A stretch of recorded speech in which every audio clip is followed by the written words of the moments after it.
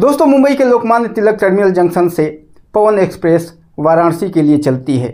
उस ट्रेन में जितने भी पैसेंजर बैठे हुए थे बहुत ही ज़्यादा खुश थे, बहुत ही ज़्यादा प्रसन्न थे, क्योंकि वो कई महीनों के बाद कमा करके और प्रदेश से अपने गांव आ रहे थे। उनकी खुशी का कोई ठिकाना नहीं था। उन्हीं पैसेंजर्स में से एक 25-26 साल का नौजवान लड़का था। वो बहुत ही ज़्यादा खुश था और उसकी खुशी का सबसे बड़ा कारण ये था कि उसके सामने वाली सीट पर एक बहुत ही ज़्यादा खूबसूरत लड़की बैठी हुई थी। वो लड़की लगातार इस लड़के को देखे जा रही थी। जितने भी पैसेंजर्स उस बोगी में बैठे हुए थे उस लड़की की खूबसूरती को निहारे जा रहे थे, क्योंकि लड़की हद से ज़्यादा खूबसूरत थी। लेकिन इस लड़की को पता नहीं ऐसा क्या था कि वो उस नौजवान लड़के को लगातार बार बार देखे जा रही थी और उस लड़के को देख देख करके मुस्कराती जा रही थी। लड़के की नज़र जैसे उस लड़की की तरफ जाती है, लड़की मुस्करा करके और शर्मा के अपनी गर्दन नीचे कर लिया करती थी। लेकिन अब ये सारी चीज़ें देख करके आप समझ सकते हैं कि उस लड़के के ऊपर क्या गुजर रही थी। उस लड़के के बीच उसके शरीर के अंदर काफ़ी रोमांच पैदा हो रहा था। लड़का बहुत ही ज़्यादा खुश और बहुत ज़्यादा प्रसन्न महसूस कर रहा था। लेकिन ये प्रसन्नता काफ़ी देर तक नहीं टिक पाती। आप सभी जानते हैं कि सफ़र के अंदर कभी भी कुछ भी हो सकता है, कोई भी बड़ी से बड़ी भी घटना घट सकती है और यही कुछ उस लड़के के साथ होता है। कुछ ऐसा उस लड़के के साथ हो जाता है जिसके बारे में इस लड़के ने कल्पना भी नहीं किया था। बहुत ही बड़ी घटना घट जाती है जिसे सोच करके वो लड़का परेशान तो होता ही है, लेकिन जब इस कहानी को आप सुनेंगे तो आप भी सुन करके दंग रह जाएंगे, आपके भी रोंगटे खड़े हो जाएंगे। आखिर उस नौजवान लड़के के साथ उस रात क्या हुआ था, उस लड़के और उस लड़की के बीच में उस रात क्या हुआ था। जब ये पूरी कहानी आप जानेंगे तो काफ़ी परेशान हो उठेंगे। चलिए जानते हैं पूरी कहानी को। लेकिन कहानी में आगे बढ़ने से पहले मेरा आप लोगों से एक ही निवेदन है, एक ही विनती है कि अगर आपने अभी तक इस चैनल को सब्सक्राइब नहीं किया होगा तो कृपया करके चैनल को सब्सक्राइब कर लीजिएगा, वीडियो को लाइक कर दीजिएगा और अपने दोस्तों को शेयर करना बिल्कुल मत भूलिएगा। चलिए बढ़ते हैं कहानी की तरफ। दोस्तों, एक नौजवान लड़का जिसका नाम राकेश था। राकेश की उम्र 25-26 साल के आसपास थी। राकेश देखने में बहुत ही ज़्यादा स्मार्ट था। मूल रूप से वो वाराणसी का रहने वाला था और मुंबई के एक बहुत बड़ी कंपनी में सुपरवाइज़र के तौर पर नौकरी करता था। काफ़ी अच्छा वेतन था, काफ़ी अच्छा तनख्वाह था। वो अपनी लाइफ से बहुत ही ज़्यादा सेटिस्फाइड था। एक दिन उसके पिताजी उसे फ़ोन करके कहते हैं, बेटा तुम्हारी बहन की शादी तय हो गई है, इतने तारीख को शादी तय हुई है, इसलिए तुम शादी से कम 5-6 दिन पहले ही अपने गाँव पहुँच जाना। राकेश कहता है, कोई बात नहीं पिताजी, मैं शादी से पहले ही 4-5 दिन पहले ही अपने गांव पहुंच जाऊंगा। राकेश बहुत ही ज़्यादा खुश था क्योंकि उसके बहन की शादी तय हो गई थी। वो बहुत ही खुशी के मारे झूम उठता है और तुरंत अपनी बहन की शादी की तैयारियों के बारे में सोचने लगता है। वो अपने पिताजी से फ़ोन करके कहता है कि पिताजी, मैं अपनी बहन के लिए जितनी ज्वेलरी वगैरह है सब कुछ यहीं से बनवा करके ले करके आऊँगा। आप ज़्यादा परेशान मत होइएगा, क्योंकि यहाँ पर जहाँ पर मैं काम करता हूँ उसी के बगल में एक ज्वेलरी शॉप है और उसके साथ काफ़ी उठना बैठना है, काफ़ी अच्छा जान पहचान है, इसलिए थोड़ा कम पैसे में ही यहाँ से ज्वेलरी बन जाएगा, इसलिए ज्वेलरी वगैरह सारी चीज़ें मैं यहीं से बनवा करके ले आऊँगा। उसके पिता कहते हैं, ठीक है बेटा, तुम्हारी जैसी मर्जी।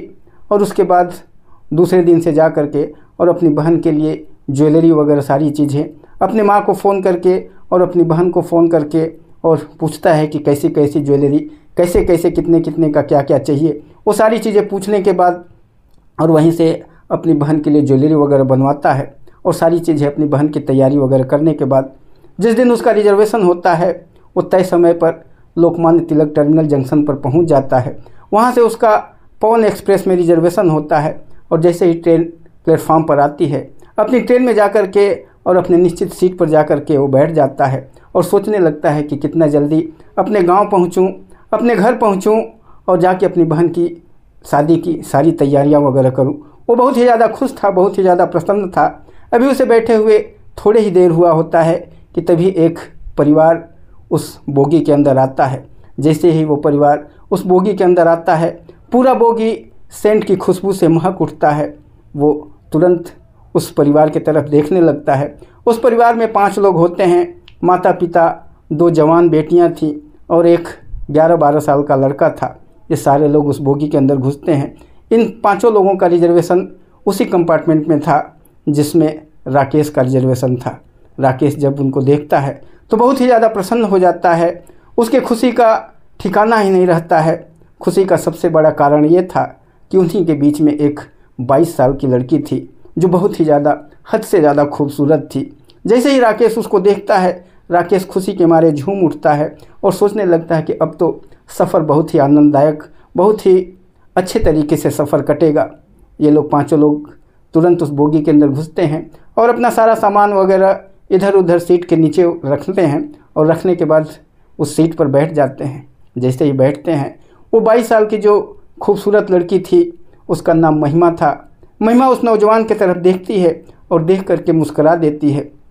जैसे ही वो लड़की मुस्कराती है, राकेश की तो बाँछें खिल उठती हैं। उसके खुशी का ठिकाना नहीं रहता है। उसके पूरे शरीर में सिहरन सी दौड़ उठती है। वो लड़की उसके तरफ मुस्करा करके देखती है और कहती है कि आपका रिजर्वेशन है क्या?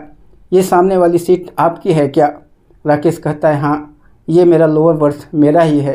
तभी वो महिमा उससे कहती है कि देखिए, हम लोग 5 लोग हैं और इसमें टोटल 6 लोगों का सीट है। आप नीचे वाला बर्थ आपका है, लेकिन ये जो सामने लोअर बर्थ है इस पे मेरी माँ सो जाएगी। मेरे पिताजी के जो घुटने में काफ़ी दर्द रहता है और काफ़ी बुजुर्ग हो चुके हैं और वो उनका सीट ऊपर है। वो ऊपर जा कर के बैठने में और सोने में काफ़ी उनको दिक्कत होगी। अगर आप ये लोअर बर्थ अपना मेरे पिताजी को सोने के लिए दे देंगे तो काफ़ी अच्छा होगा। मेरे बीच वाले जो 2 सीट हैं उस पे मेरे एक भाई और एक बहन सो जाएंगे और सबसे ऊपर वाला जो एक सीट है उस पे मैं जा कर के सोऊंगी। आप भी अगर ऊपर वाले सीट पर अगर चले जाएंगे तो बहुत ही मेहरबानी होगी। जैसे ही राकेश सुनता है कि ये लड़की ऊपर वाले सीट पर जा कर के सोएगी, वो बहुत ही ज़्यादा खुश हो जाता है और कहता है कि क्यों नहीं, मैं ऊपर वाली सीट पर जा कर के सो जाऊंगा। आप अपने पिताजी को यहाँ पर सुला लीजिए, मुझे कोई भी तकलीफ़ नहीं थी।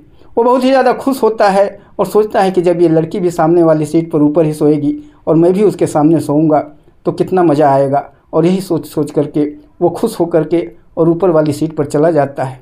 लड़की बहुत ही ज़्यादा प्रसन्न होती है, उसे धन्यवाद कहती है और धन्यवाद कहने के बाद एक हल्की सी मुस्कुराहट बिखेर देती है। उसकी मुस्कुराहट को देख करके, उसकी बातों को देख करके राकेश के पूरे शरीर में सिहरन सी दौड़ उठती है।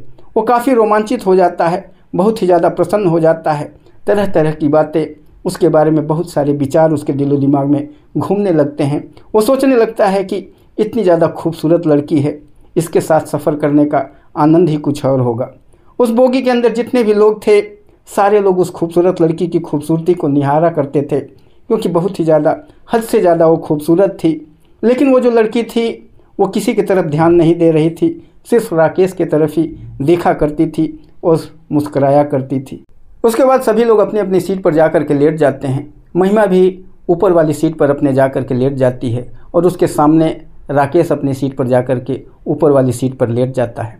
जब ये दोनों लेट जाते हैं और नीचे उसके मम्मी पापा और उसके भाई बहन वगैरह सभी अपनी अपनी सीट पर जब लेट जाते हैं तो ये लोग दोनों एक दूसरे को देखने लगते हैं। बार बार राकेश महिमा के तरफ देखा करता है, उसकी खूबसूरती को निहारा करता है और तरह तरह की बातें उसके बारे में सोचता रहता है। और जैसे ही महिमा इसके तरफ देखती है, राकेश अपनी नज़रें इधर उधर घुमा लिया करता था। महिमा ये सारी चीज़ें देख करके मुस्करा दिया करती थी और जब राकेश इधर उधर देख रहा था तो महिमा उसको निहारा करती है। इस तरह से ये दोनों एक दूसरे को लगातार देखे जा रहे थे। तभी ट्रेन वहाँ से स्टार्ट हो जाती है और तकरीबन 1 घंटे का जब ट्रेन सफ़र तय कर लेती है तो उसके बाद राकेश अपनी सीट से नीचे उतरता है और नीचे उतर करके बाथरूम की तरफ जाता है। बाथरूम गए हुए अभी उसको 2-3 मिनट ही हुए होते हैं कि महिमा भी अपनी सीट से नीचे उतरती है और वो भी बाथरूम की तरफ जाने लगती है। जब राकेश बाथरूम से वापस आ रहा था तभी देखता है कि महिमा भी बाथरूम की तरफ आ रही है। वो वहीं पर रुक जाता है और जैसे ही वहाँ पर वो रुकता है, महिमा उसके नज़दीक जाती है और कहती है, क्या बात है, क्यों रुक गए तुम? राकेश कहता है कि मैं तुम्हें देखा कि तुम यहाँ पर आ रही हो, इसलिए मैं यहाँ पर रुक गया। वो कहती है कि मेरे लिए क्यों रुक गए? क्या तुम यहाँ पर सफ़र करने के लिए, यहाँ पर तुम मेरे लिए ही आए हो क्या? इतना कहने के बाद महिमा मुस्कराने लग जाती है। तभी राकेश कहता है, हाँ, जब से तुम्हें देखा हूँ तुम्हें ही देख रहा हूँ और तुम्हारे बारे में ही सोच रहा हूँ। इतनी खूबसूरत जो हो तुम, तुम्हें जो भी देखेगा देखता ही रह जाएगा। ये सारी बातें जब वो महिमा को कहता है तो महिमा मुस्कराने लग जाती है उसके पास खड़ा होकर के कहती है कि देखो, जब से ट्रेन चली है तब से लगातार तुम मुझे ही घूर घूर कर देखे जा रहे हो। जो सामने जो साइड वाला बर्थ है उस पर एक अंकल बैठे हुए हैं, वो बार बार तुम्हें ही देख रहे हैं कि तुम लगातार घूर घूर करके मुझे देख रहे हो। ये अच्छी बात नहीं है। अगर मेरे भाई बहन वगैरह या मेरे मम्मी पापा वगैरह ये देख लेंगे तो बहुत बवाल मच जाएगा, इसलिए लगातार इस तरह से तुम मत देखो। तभी राकेश कहता है क्या करूं, ये दिल है कि मानता नहीं, मुझे तसल्ली ही नहीं हो रहा है। जब से तुम आई हो पता नहीं क्या क्या विचार मेरे दिलो दिमाग में घूम रहा है और मैं अपने आप को तुम्हें देखने से रोक ही नहीं पा रहा हूँ। ये मेरी गलती थोड़े है। तभी महिमा मुस्कुराने लगती है और कहती है कि ज़्यादा रोमांटिक मत बनो, यहाँ पर कोई देख लेगा। मेरे घर वाले जब मेरे मम्मी पापा जान जाएंगे तो बहुत बड़ा बखेड़ा खड़ा हो जाएगा, इसलिए थोड़ा अपने आप को कंट्रोल करो। अगर तुम्हें ज़्यादा ही बात करने का शौक़ है तो मेरा ये कॉन्टेक्ट नंबर ले लो और यहाँ पर हम वहाँ पर अपनी सीट पर लेट करके और चैट के द्वारा एक दूसरे से बातें करेंगे। इस तरह से इधर उधर देखोगे तो बहुत दिक्कत हो जाएगी। उसके बाद महिमा अपना उसको कॉन्टेक्ट नंबर दे देती है और राकेश भी अपना नंबर महिमा को दे देता है और उसके बाद ये दोनों अपनी अपनी सीट पर जा कर के लेट जाते हैं और लगातार चैट के द्वारा एक दूसरे से बातें करते रहते हैं। बहुत सारी बातें करते हैं। महिमा राकेश के बारे में पूछती है, राकेश के परिवार के बारे में पूछती है, वो क्या करता है क्या नहीं करता है, सारी चीज़ें उसके बारे में पूछती है और राकेश भी महिमा के बारे में, उसके पूरे परिवार के बारे में सारी चीज़ें पूछता रहता है। दोनों प्यार की बातें करते रहते हैं।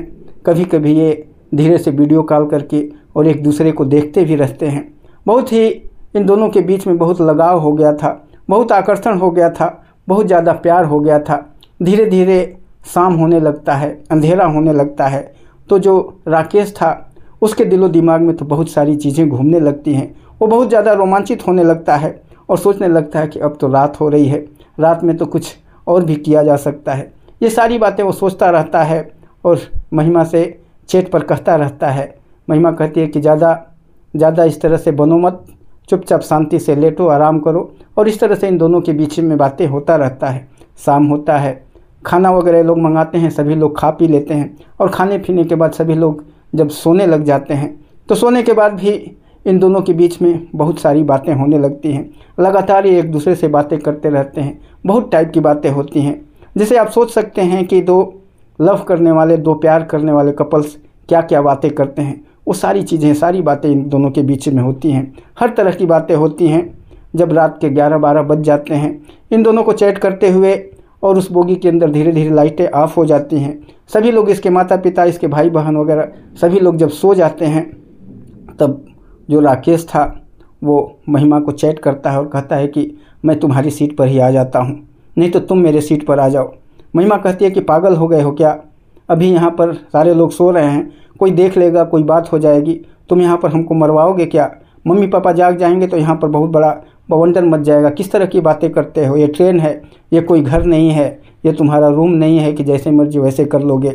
ये सारी चीज़ें उसको समझाती है, लेकिन वो कहता है कि नहीं, मैं मानूंगा नहीं, मुझसे बर्दाश्त नहीं हो रहा है, मैं तुम्हारी ही सीट पर आ जाता हूँ। महिमा कहती है पागल मत बनो, इस तरह से नहीं होता है। महिमा उसको समझाती है और कहती है कि इस तरह से बात करोगे तो मैं मम्मी पापा को जगा दूंगी। महिमा उसको डराती है, लेकिन डराने के बाद एक मुस्करा करके इमोजी भी भेजती है। और जब राकेश ये सारी चीज़ें जब देखता है तो कहता है अरे पागल, मैं तो मजाक कर रहा था, इस ट्रेन में मैं इस तरह की हरकत थोड़े करूँगा। और उसके बाद ये लोग काफ़ी देर तक आपस में बातें करते रहते हैं। वीडियो कॉल करके वो सारी चीज़ें करते हैं, सारी बातें करते हैं जो कि दो कपल करते हैं। बहुत ही ज़्यादा खुश थे, बहुत ही ज़्यादा प्रसन्न थे। तभी जब 12, साढ़े 12, 1 जब बज जाता है तो महिमा कहती है कि देखो, क्या पूरी रात तक ऐसे ही जगते रहोगे क्या? चुपचाप सो जाओ। और उसके बाद वो गुड नाइट उसको भेजती है और कहती है कि चुपचाप सो जाओ, मैं अपना मोबाइल बंद कर रही हूँ। राकेश उससे कहता है कि अभी क्या हो गया, और बात करो ना, तुमसे बात करने का बहुत ज़्यादा दिल करता है, मेरे आँखों में नींद नहीं है, मैं तुमसे बातें करना चाहता हूँ। लेकिन महिमा कहती है कि नहीं, अब मुझे सोना है, मुझे नींद आ रही है। और उसके बाद वो गुड नाइट भेज देती है और फिर इसके बाद दोनों सो जाते हैं। सो करके जब सुबह उठते हैं, सुबह उठने के बाद जब राकेश अपना ब्रश वगैरह करने के लिए अपने बैग में अपना ब्रश ढूंढने के लिए नीचे उतरता है और जैसे ही नीचे उतर करके अपना ब्रश निकालने के लिए अपना बैग ढूंढने लगता है, उसका बैग ही नहीं मिलता है। बैग वहाँ से किसी ने उसका उठा लिया था। वो बहुत ही ज़्यादा परेशान हो जाता है, उसका बिल्कुल दिमाग ख़राब हो जाता है, क्योंकि उसी बैग में उसने अपनी बहन के लिए जितने ज्वेलरी वगैरह 2-3 लाख रुपए का ज्वेलरी वगैरह था वो सारा बनवा करके उसी बैग में रखा था। कुछ पैसे वगैरह भी थे, बहुत सारी अपनी बहन वगैरह के लिए, अपनी माँ वगैरह के लिए, अपने पिता वगैरह के लिए कपड़े वगैरह भी उसने रखा था। वो सारी चीज़ें उसी बैग में था। और जब वो देखता है कि वो बैग ही गुम हो गया है, बैग नहीं है, तो इधर उधर छटपटा करके अपने बैग को ढूंढने लगता है। उस बोगी के चारों तरफ हर सीट के पास जाता है और लगातार ढूंढता रहता है। उसकी आंखों से आंसू बहने लग जाते हैं। वो बहुत ही ज़्यादा दुखी हो जाता है, क्योंकि उसके उस बैग में तकरीबन 3 लाख के आसपास का ज्वेलरी और सामान वगैरह था। वो बहुत ही ज़्यादा परेशान हो जाता है। और ये परेशानी जब महिमा देखती है तो महिमा समझ जाती है कि कुछ इसके साथ घटना घट गई है। महिमा तुरंत चैट करती है और उससे पूछती है कि क्या हुआ। वो तुरंत बताता है कि ऐसी ऐसी बात है, मेरा बैग यहाँ से किसी ने उठा लिया है। वो परेशान होने लगता है, लोगों से इधर उधर बैग के बारे में पूछने लगता है। सभी लोग कहते हैं कि नहीं, हमने तो देखा ही नहीं है। उसके बाद महिमा और उसके जो पेरेंट्स थे वो सब जब उसको परेशान हुए देखते हैं तो महिमा के पिता उससे पूछते हैं, क्या हुआ बेटा, क्यों इतना परेशान हो रहे हो। वो अपने उसके पिता की तरफ काफ़ी रुआंसा होकर के और कहता है कि अंकल, मेरा बैग था, मेरा बैग ही नहीं मिल रहा है, किसी ने मेरा बैग मार दिया है। उस बैग में तकरीबन 3 लाख से ज़्यादा का मेरी बहन के लिए ज्वेलरी वगैरह था, सामान वगैरह था, कपड़े थे, पैसे थे, किसी ने मेरा बैग ही ले लिया। उसकी आंखों से आंसू बहने लग जाते हैं। और ये सारी चीज़ें जब उस बोगी के अंदर के सभी लोग देखते हैं तो सभी लोग कहते हैं कि कैसे मूर्ख आदमी हो तुम, ज्वेलरी वगैरह लेकर के आजकल ट्रेन में कौन सफ़र करता है, वो भी 3-3 लाख रुपए का ज्वेलरी तुम लेकर के जा रहे हो। वो सबको कहता है कि क्या करूं, गलती मुझसे हो गई है। मेरे बगल में ही एक ज्वेलरी शॉप था, वहाँ पर काफ़ी सस्ते में ज्वेलरी मुझे मिल रहा था, क्योंकि वो लोग काफ़ी हमारे जानकारी में थे, इसलिए कुछ कम पैसे में मुझे ज्वेलरी मिल रहा था। इसलिए मैंने सोचा था कि यहीं से अपनी बहन के लिए बनवा करके ले चलूं, और इसी वजह से मैंने वहाँ पर बनवा लिया है। और इतना कहने के बाद उसकी आंखों से आंसू बहने लग जाते हैं। जो महिमा के पिता थे वो भी बहुत ज़्यादा दुखी हो जाते हैं। उस बोगी के सारे लोग बहुत ही ज़्यादा परेशान हो जाते हैं। और सबसे ज़्यादा जो परेशानी थी वो महिमा को हो रही थी। आंखों से आंसू तो इस राकेश के बह रहा था, लेकिन महिमा के आंखों से भी ऐसा लग रहा था कि अब आंसू बह जाएगा। महिमा भी बहुत ज़्यादा दुखी हो जाती है, बहुत ही ज़्यादा रुआंसी हो जाती है, लेकिन महिमा अब कर भी क्या सकती थी। तभी राकेश काफ़ी परेशान हो जाता है, बहुत ज़्यादा दुखी हो जाता है, और फिर वहाँ से अपनी सीट से उठ करके वो गेट की तरफ चला जाता है। जैसे ही वो गेट की तरफ जाता है और जो महिमा के पिता हैं वो बाकी लोगों से, जो साइड लोअर बर्थ और अपर बर्थ पर जो लोग बैठे हुए थे, उनसे पूछते हैं कि भाई साहब, क्या सचमुच इसका बैग गुम हुआ है क्या। तो जो व्यक्ति दूसरे बैठे हुए थे वो कहते हैं कि हाँ भाई साहब, आप लोग तो उस टाइम पर नहीं आए थे, लेकिन हम लोग आ गए थे। इसे हम लोगों ने देखा कि ये जब आया था तो इसके पास 2-3 बैग थे, ज़रूर इसका बैग गुम हुआ है, हम लोगों ने इसको आते हुए देखा था। जब ये सारी चीज़ें महिमा के पिता सुनते हैं तो बहुत ज़्यादा दुखी हो जाते हैं। उसके बाद महिमा अपनी माँ से कहती है कि माँ, पिताजी को कुछ बताओ ना, वो बहुत ज़्यादा परेशान है, बहुत ज़्यादा दुखी है। उसकी बहन की शादी है, अपनी बहन की शादी के लिए ज्वेलरी वगैरह बनवा करके ले जा रहा था, अब उसके पास पैसे वगैरह भी नहीं हैं, थोड़ा पिताजी को बताओ कि थोड़ा उसकी मदद कर दें। उसकी माँ अपने हस्बैंड से बताती है, उनसे कहती है कि देखिए, थोड़ा बहुत अगर मदद हो सकता है तो इस लड़के का मदद कर दीजिए, बहुत ज़्यादा परेशान है, बहुत ज़्यादा दुखी है। उसके पिता महिमा के कहते हैं कि देखो, इस तरह से किसी का मदद 2-2, 3-3 लाख रुपए का हम लोग कैसे कर सकते हैं। मानते हैं कि हमारे पास पैसे की कोई दिक्कत नहीं है। जो महिमा के पिता थे वो मुंबई के एक फर्नीचर के बहुत बड़े व्यवसायी थे, पैसे का उनके पास कोई कमी नहीं था, लेकिन वो कहते हैं कि देखो, 3-3 लाख रुपए का इस तरह से मदद कैसे कर सकते हैं, न जान न पहचान, एक अनजान व्यक्ति है, और इसका गुम हुआ है कि नहीं हुआ है, ऐसे बहुत सारे लोग फ्रॉड भी करते हैं। महिमा कहती है, नहीं पिताजी, ये फ्रॉड करने वाला व्यक्ति नहीं है, इसका ज़रूर ऐसा हुआ है, इसका प्लीज़ मदद कर दीजिए। जब महिमा कहती है तो उसके पिता महिमा की बातों को नहीं टालते हैं, मान जाते हैं, और तभी वो गेट के तरफ से वापस अपनी सीट पर आकर के बैठता है। उसको जब उसकी आंखों की तरफ देखते हैं तो उसके महिमा के पिता भी महसूस करते हैं कि ज़रूर उसके साथ हादसा हुआ है, क्योंकि उसकी आंखों से अभी भी आंसू बह रहे थे, वो बहुत ज़्यादा दुखी था। तभी महिमा के पिता उससे कहते हैं कि बेटा तुम्हारे कितने पैसे का ज्वेलरी वगैरह सब कुछ था, सामान वगैरह। वो कहता है अंकल 3 लाख रुपए से ज़्यादा का सब कुछ था। जब ये बातें महिमा के पिता सुनते हैं तो कहते हैं कि मैं तुम्हारी मदद करना चाहता हूँ, मैं तुम्हारा मदद कर दे रहा हूँ, लेकिन तुम कितने दिन में मेरा सब कुछ वापस कर दोगे।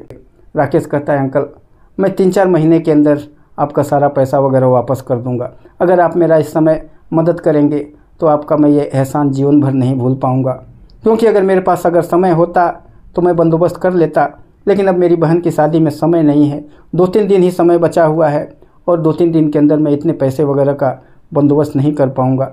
इसलिए अगर आप मेरी मदद कर देते हैं तो आपका एहसान जीवन भर नहीं भूल पाऊँगा और मैं 2-3 महीने के अंदर ही आपका सारा पैसा वगैरह चुकता कर दूँगा।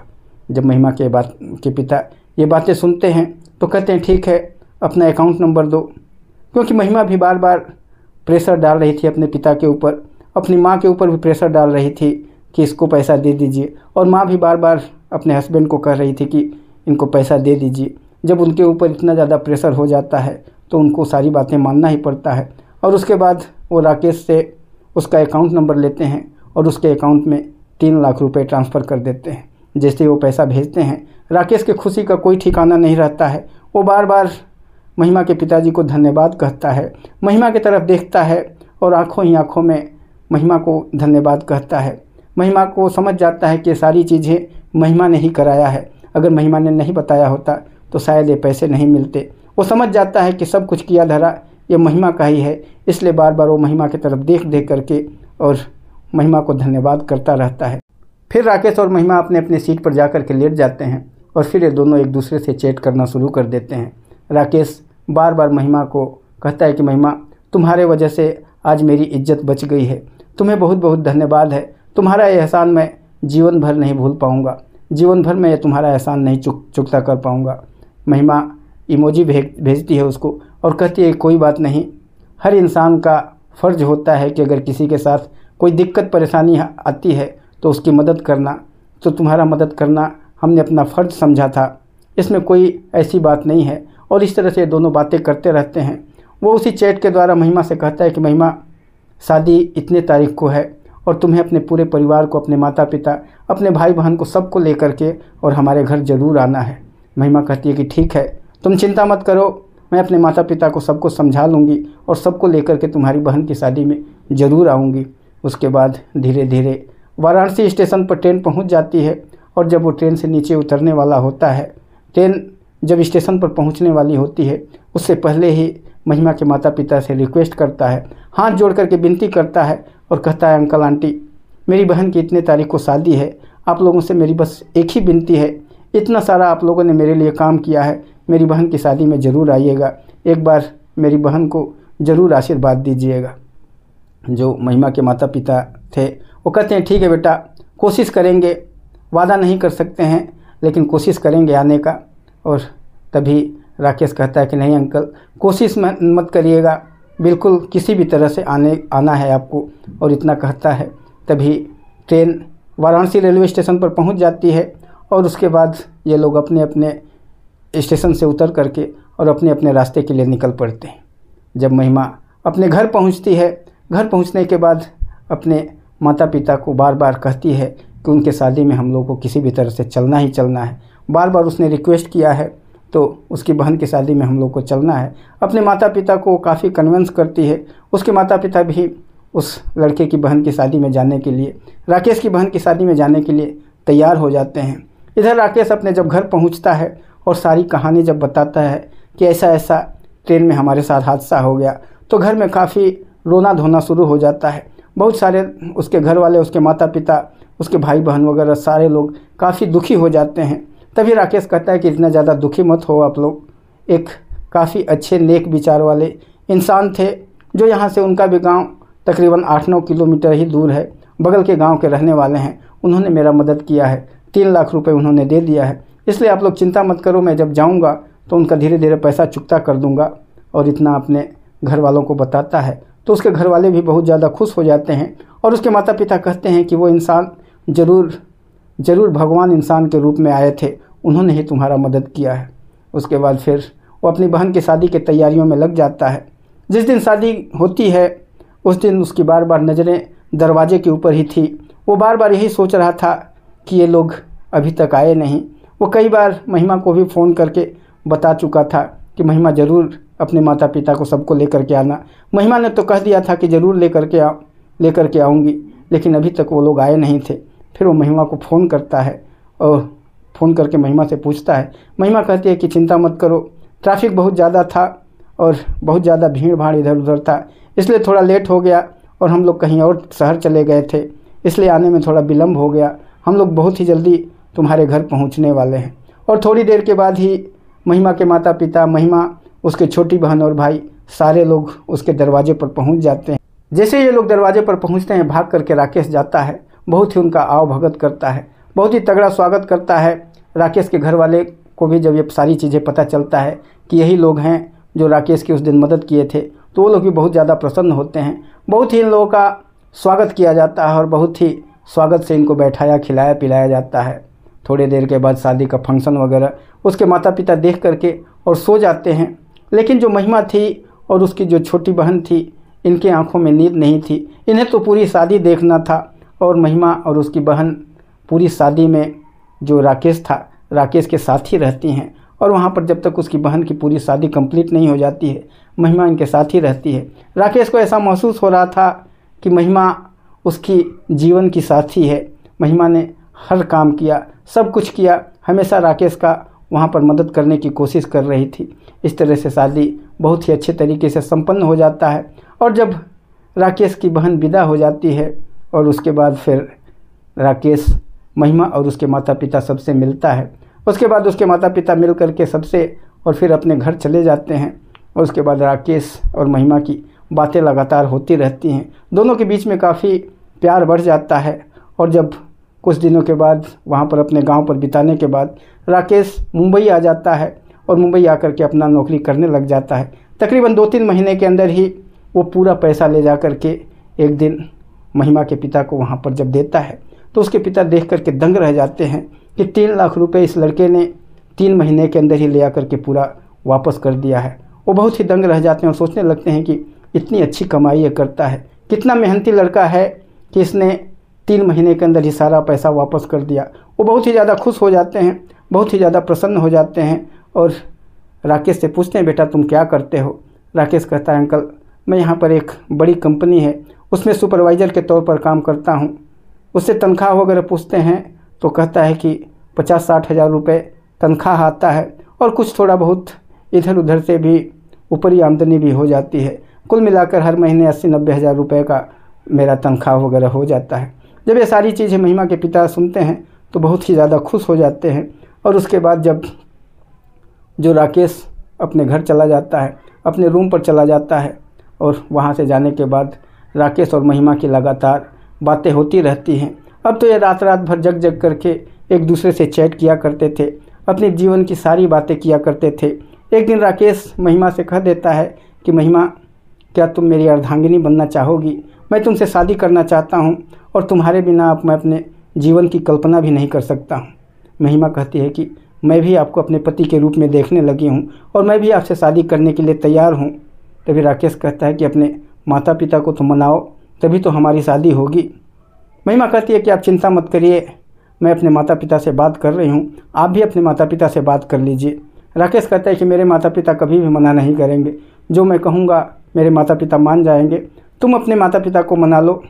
उसके बाद महिमा अपनी माँ से कहती है कि माँ, मैं उस लड़के के साथ, राकेश के साथ शादी करना चाहती हूँ, अपने एक बार थोड़ा पिताजी से ये सारी चीज़ें बता दो। उसकी माँ भी राकेश को धीरे धीरे पसंद कर रही थी, उसे भी अपनी बेटी के लिए उसने पसंद कर लिया था।